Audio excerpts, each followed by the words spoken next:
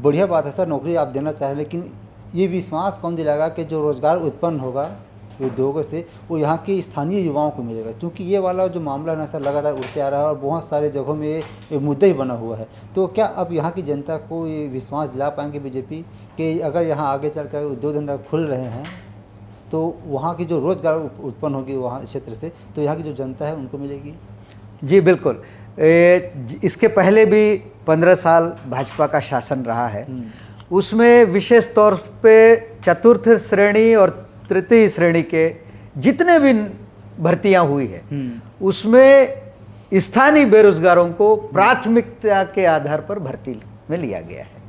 ये साक्षात प्रमाण है भाजपा गवर्नमेंट का, और ये इस सरकार में भी और आने वाली भाजपा सरकारों में भी ये बराबर महत्व मिलेगा स्थानीय शिक्षित बेरोजगारों को। जी, अभी हम यहाँ सुकमा जिले के आसपास ग्राम पंचायत में जा रहे थे सर, तो हमें उनसे चर्चा करने के बाद पता चला कि बहुत से गांव अभी भी ऐसे हैं जहां रोड नहीं है, बिजली की व्यवस्था प्रॉपर तरीके से नहीं है। अगर पानी की बात करें तो वह हालत बहुत ज़्यादा ख़राब है, जल स्तर बहुत नीचे जा चुका है और वहाँ तक बोर खनाई तो संभव ही नहीं है। तो उन लोग ना जो पहाड़ के नीचे गड्ढा रहता है सर, उन लोग उसमें गड्ढे का पानी पीने के लिए मजबूर है। तो क्या अभी भी ये स्थिति होनी चाहिए? नहीं, अभी ये स्थितियाँ तेजी से बदलेंगी।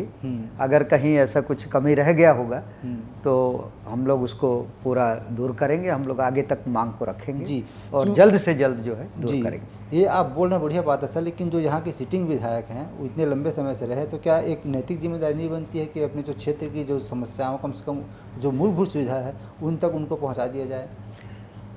ये तो यहाँ के स्थानीय विधायक तो नक्सलियों के सुर में सुर मिलाते थे। आज परिस्थितियां बदल गया तो अब क्या कहेंगे मेरे को नहीं मालूम, लेकिन नक्सली लोग जब तक थे यहाँ तो शासन द्वारा जो पीने के पानी के लिए बोरिंग जो लगा था उस बोरिंग को नक्सलियों के द्वारा तोड़फोड़ किया जाता था, तहस नहस किया जाता था। इसलिए कि अगर ग्रामीण लोग शासन के जरिए लगाया बोरिंग का पानी को पिएंगे तो शासन का गुणगान करेंगे, हमारा बात को नहीं मानेंगे। ऐसा कह के उन्होंने कई जगह बोरिंगों को तोड़फोड़ किया, तहस नहस किया, बर्बाद कर दिया। लेकिन अब जहाँ भी आवश्यकता महसूस होगी हम लोग इसको तेज़ी से, पीने के पानी का समस्या हो, चाहे सड़क का समस्या हो, बिजली का हो, तेज़ी से हम पूरा करवाएंगे। और इसके लिए केंद्र सरकार भी विशेष उनका सहयोग रहता है। जी सर, यहाँ के जो लोग हैं मुख्य रूप से दो चीज़ों पर डिपेंड है, एक तो किसानी, दूसरा वनोपज से निकलने वाली सामग्री।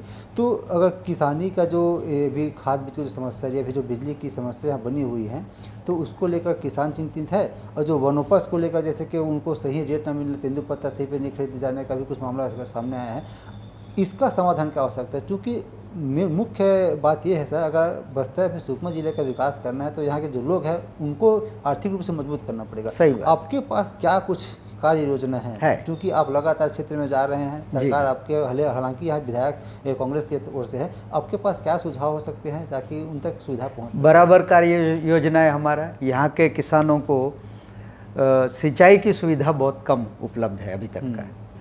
अब उस सिंचाई सुविधा को ज़्यादा से ज़्यादा उपलब्ध कराने के लिए सबसे पहले तो हम लोग जितने जलाशय हैं, लिफ्ट इरिगेशन, उसको हम बहुत जल्दी चालू करवाएंगे, शुरुआत करवाएंगे।